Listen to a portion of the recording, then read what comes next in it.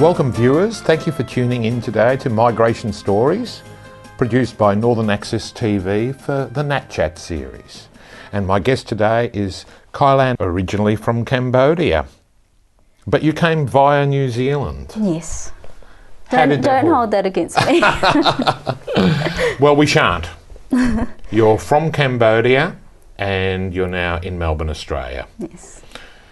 But what was life like in Cambodia? You left very young, but can you tell us? I was born in a refugee camp, so I didn't experience much Not life very in many Cambodia. memories, really. No. But of course, from your family, you would have heard stories. Yes, many stories. So the refugee camp, where was it located? On the border of Cambodia and Thailand. My goodness, not very long ago, hey? Yes. And with the terrible stories from that area, you know, you've carried the best of your culture to Australia. What Cambodian, what cultural aspects do you retain in your life? There are many cultural aspects that I retained. Respect for my parents, it's a very important cultural aspect. Indeed. Although sometimes I might talk back to them, but that's a bit of Australianism Well, we coming need out. to perhaps import a bit of respect for elders to Australia. My love of Cambodian food, I love Cambodian food. Although I have an Aussie husband, I still need to eat Cambodian food.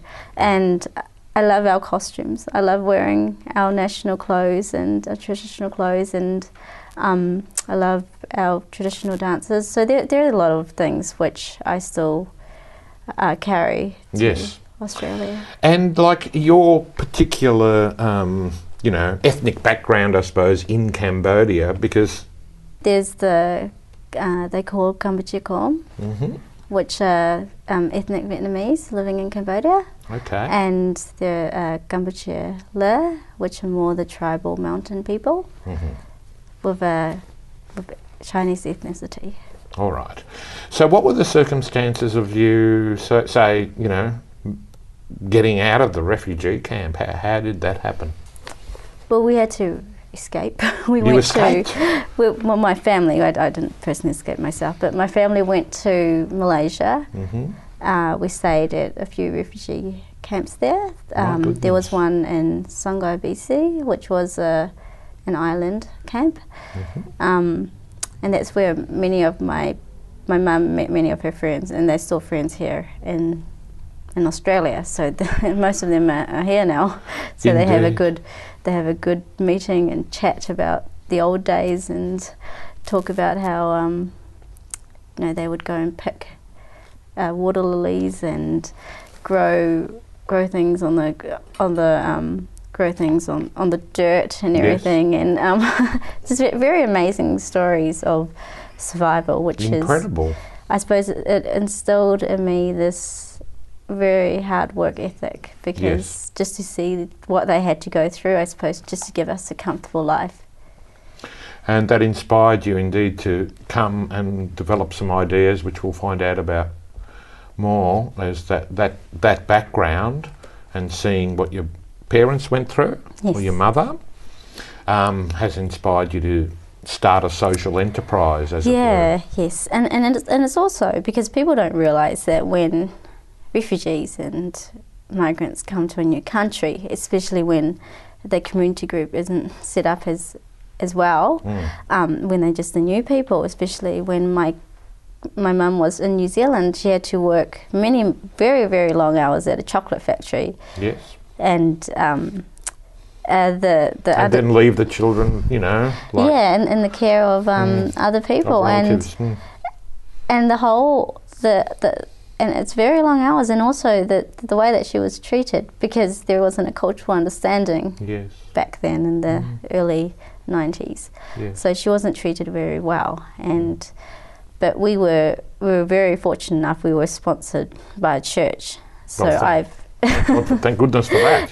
So I've kind of grown up with very Christian ethic and Christian values, which has shaped my personality and has given me strength, I suppose, because I've witnessed through my community work in in Australia and work with people in my community and also other ethnic communities, because I've done a lot of work in the multicultural community, is that sometimes they do have a tendency to look to their elders and to look to everyone else for help, and sometimes when it's not there, they don't have anywhere else to go. Yes. So I think I was fortunate enough to have a church group or Christian group to fall back on. To fall back on. And who had a good plan for you. They had an amazing plan for me, and they were very encouraging. Excellent. They were not judgmental, because sometimes when you're young and you're growing up and you're experimenting, sometimes you do the wrong things and you make mistakes, and you just need someone to be able to say to you, look, it's a mistake, give you a lecture, give you some advice, and allow you to move on. And that's the best kind of encouragement and comfort and advice that you can give anyone. Well, absolutely, because the Christian message is it's about who's inside or who you really are, and it's wonderful. You're living evidence of that program being excellent. I suppose that there's really something in your character as well, and your mother has kept friendships even from the refugee camp. Yeah. She must have some amazing stories about her migration too. My mum's an amazing person. She's very strong. Yeah.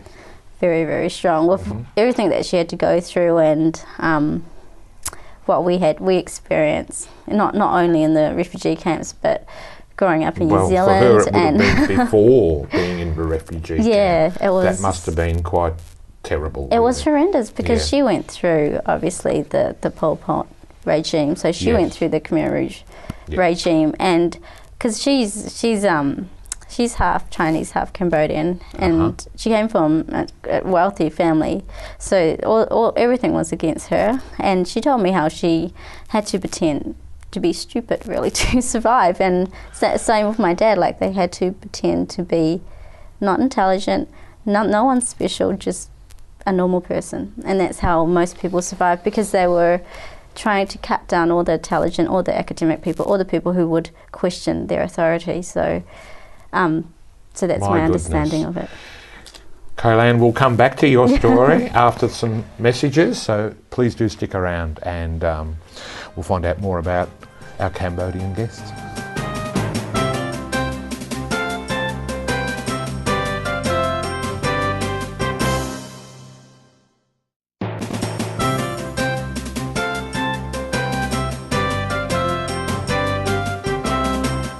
Welcome back. We're with Kalyan, and she's telling us her migration story from Cambodia via New Zealand to Australia. Now, very quickly, what was the idea of coming to Australia from New Zealand? Well, my parents came first, and I was still finishing my studies, and they stayed. So I came after them, and we pretty much stayed. So a research trip. Yes. Excellent. Now, those early months in Australia, when you were brought over with your family, what sort of things were happening? I actually thought it was a remarkable experience for me, because living in New Zealand when you're young, and plus the culture in New Zealand has changed, obviously, but back then there was, and I lived in a very non-multicultural area, so I didn't have that kind of environment. Okay. But then when I came to Melbourne, and we settled in Keysborough. Fabulous. So, and then when I went to Springvale and I saw all the Cambodian food and all the mangoes and all the lovely people, I just thought, wow, this is a wonderland. And then the more I got involved in the community, and then I met all these other cultures, and I met this girl called Hala, and she's been an amazing mentor and friend to me, and she's introduced me to this whole new world, I suppose. And I just thought how amazingly fantastic it was that everyone is allowed to be themselves and embrace their culture. And I suppose that's a bit of me came out, because it was okay to walk around wearing your Cambodian clothes, and it was okay to speak your language. And fitting into, a Melbourne environment and getting a job. And So it this was very, really very struck welcoming. you as It struck wonderful me. that we have all that diversity Yes. still happening. Yes. And the fact that we embrace opportunity here. We embrace merit. Anyone has an idea, they can go to anyone, doesn't matter who you are, and people will help you nurture your idea. And this doesn't happen in many places, it seems. But anyway, we're so lucky to have you in Australia, and you've got a vision now to do something with your work and social enterprise. Tell us about that. Yeah, definitely. Well, it actually started because being a Cambodian young person, I asked myself, why don't we have any facilities for our young people, and why don't we have simple things like a hall or a youth group or things that other cultures had, because I worked in the multicultural community beforehand, and I was awarded the Young Citizen of the Year in City of Greater Dandenong for my work in the multicultural community. And then when I won that award, someone approached me and they said, why don't you do more for your community? And then I started doing my research and realising that, because I suppose there was inadequacies and there was a political thing behind it, and I just thought, I'm going to push that all aside, because that's politics, and I am a community-minded person. Yeah. And then through the progression of researching about my young people and more about my country, and also my recent visit to Cambodia, I realised how talented and how innovative and creative the Cambodian people are, but they haven't been given the opportunities. And it's not because people aren't there, it's because it is a developing country. It is a country that's developing out of a war-torn area, and it has progressed a lot. And we as Cambodian citizens and ethnic Cambodians, and also we as citizens of other countries such as New Zealand and Australia, we have to play a part in helping to develop the country. But the job of peacekeeping and the job of that kind of diplomacy has already been done. Cambodia is a peaceful country now, and now what we have to do is help drive economic growth in order to reduce simple problems like poverty. And it's a well-known fact that in order to reduce poverty, you have to drive the economy. So the premise for my initiative is I suppose it's the accepted fact, and it's the view that the Cambodian people are very entrepreneur, the innovators, they're natural innovators. Because if you go to Cambodia, under every single house you will see businesses being open. Wow.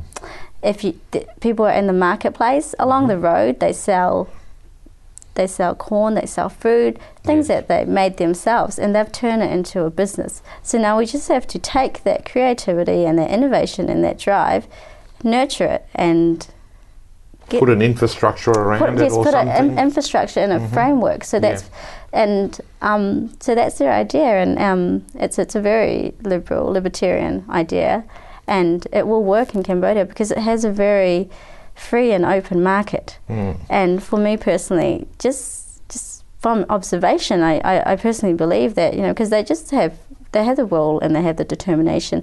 These people, they wake up at 3 a.m. in the morning. Yes. And they sit there selling mangoes, and they don't rest. They don't rest until they've done their work. And for me, I just thought it was awe-inspiring, because growing up in countries like New Zealand and Australia, we're always complaining about 9-to-5 jobs. Yes. But it's different if you only have your natural resources and your own, feeling and creativity, and there's no other way of earning an income other than starting a business underneath the floorboards of your house if necessary. Exactly. And you've identified this. Yeah, so I've identified this as a way in which you can solve those problems. So there are two problems that people that I've noticed that people have been... We'll probably come back to those problems after this break, and also the name of the organisation, which I don't know if you founded it, but it sounds fantastic, the work you're doing in Melbourne for Cambodia. Thank you. Come back soon after these messages.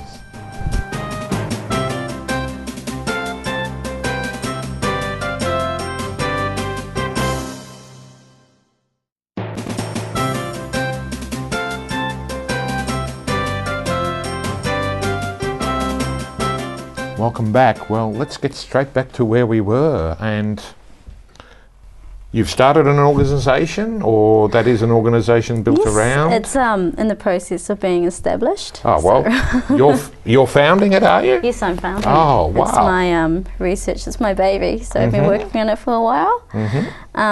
So basically what it is, it's going to be called the Encore Exchange Secretariat, and it'll be a social enterprise. The reason why it'll be a social enterprise is so it can remain independent and also be sustainable. Yeah. Obviously, the NGO model can work for some organisations. Non-government organisations, yes. Can work with some organisation, but in this sense it won't work for this secretariat because it needs to be independent and sustainable. So what's the name again? The Encore Exchange. Encore. And it's a friendship society, as it were, that type of registration? Essentially, but the purpose is to strengthen the bilateral economic, cultural and people-to-people links.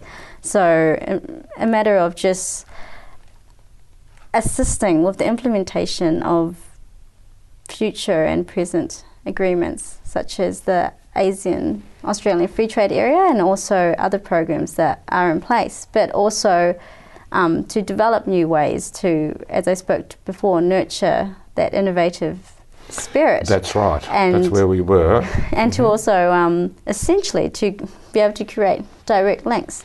But maybe with this and a connection with Australia, there's a bit of infrastructure being formed that wouldn't probably happen in Cambodia, hey? By itself. Without you doing this, it wouldn't develop. No, exactly. And the problem that there were two problems that I highlighted was more of nurturing the innovative spirit, teaching them how to use their resources that they have, because Cambodia has a lot of resources, but the problem is that because we do have a generation gap, because due to the wars and conflicts in the country, there's that missing generation of people who have the training, who have the education to be able to do things with the land, do things with their amazing talent because such and a creativity. long war has stopped education, like it's virtually taken a whole generation out because they were preoccupied with survival. Yeah, exactly. But now Cambodia has come a long way in sense of development, and there's no harm with other countries such as Australia and New Zealand helping with this development. So we've helped in the past with maintaining peace, and now it's our job to make the economy better, create individual prosperity, create wealth. And by doing that we will combat the one problem that people are always talking about, reducing poverty. Yes. Because the spending in Cambodia is almost on par with Australia. So in Australia we would get noodles for $9, and in Cambodia it's $3. So it's the same, but the minimum wage is massive. So it's about in Cambodia it's $160, and then obviously here it's $16.73 an hour, and it's $160 a month. So what our I suppose mandate would be is to research ways in which we can help nurture and cultivate the things that are already there. So this innovation, this passion and drive that these people already have, and the way is obviously to create the direct links. So the primary function of the Secretariat would be to seek out, implement, encourage and promote effective ways in which you can create better links between in business and culture and education. So just to have that continual dialogue and also to help implement it. And it's also to foster a culture of understanding that people need to understand, because there's always this this culture that, you know, why are you coming into my country and taking over my country? Like they don't, it's divided. It's divided at the moment because there are those people who care about human rights and there's those people who care about the economy. But you can bring those two things together, and I personally believe, because Australia, we already have the frameworks in place. We already have our commissions, our fieldwork commissions, we already have our Australian standards of practices, that if you work together with Australia and New Zealand, that you can help bring those two things together, because you need the economy, you need investment and you need trade for the country to grow in order to implement ways in which you can assist with human rights. And so that's why I believe... You're at the very beginning really with your vision. And I think it really is a vision of yours, but your friends and people, and you're a particular generation, a very interesting. So it's based on. You've come through with this experience, and wow, there's the answer. Yeah. So exactly, because it's based on obviously I'm a libertarian, so I do believe in individual merit and individual prosperity, because you need to be able to prosper yourself in order to help others, whether we like to accept it or not. What would be one or two? Well, it's starting this organisation, but like what be a concrete example of how Australians in Melbourne can get involved in helping Cambodia through the definitely. So there are many ways. At the moment, in August, I'm going to go on a research and scoping tour. Hopefully, just getting a bit more understanding of what it is that we need to work on. One of the things that the Royal Government of Cambodia has earmarked is the agriculture, commercial agriculture. Wow. Because there is a situation in Cambodia at the moment, in the media they refer to it as land grabs. But the story behind that is that it's because there are people they've owned the land, it's a family land, they've been on it for many, many years. But the problem is that they don't have the education to cultivate the land and to turn it into a viable business. So they sell the land off to someone else. They sell the land off to another private citizen. So you're selling where everything's going to be so just produced. like, but that's because they have squandered away. That's probably a harsh word, but it's the same as in Australia. If the farmer cannot afford if he does not want to continue with his farming business, he sells it to someone else. And if he were to stay on the land, the new owner has the right to get the government and the law enforcement involved. That's our first project. Our first project is to be able to bring to raise money in other ways. So through the enterprise, to bring those farmers over to Australia. Because of course we're pretty good at farming here in Australia. So, what a wonderful initiative. To exchange our knowledge with theirs. In the whole saying that you need to teach someone to fish. Don't give them a fish, because that's what we've been doing. That's our problem. We've been giving them fish, and the fish runs out. And that's exactly what's happening. We don't have Australia doesn't have billions and a wow of money to give away. But what we can give away is what we have learnt, and what we have learnt has worked. Kalyan, thank you so much for joining us here on Channel 31 Migration Stories. We'll have to check in on you again. Yeah. Okay, you've been watching Migration Stories. My name's Richard Micallef, and please tune in again to NAT Chat, same time next week.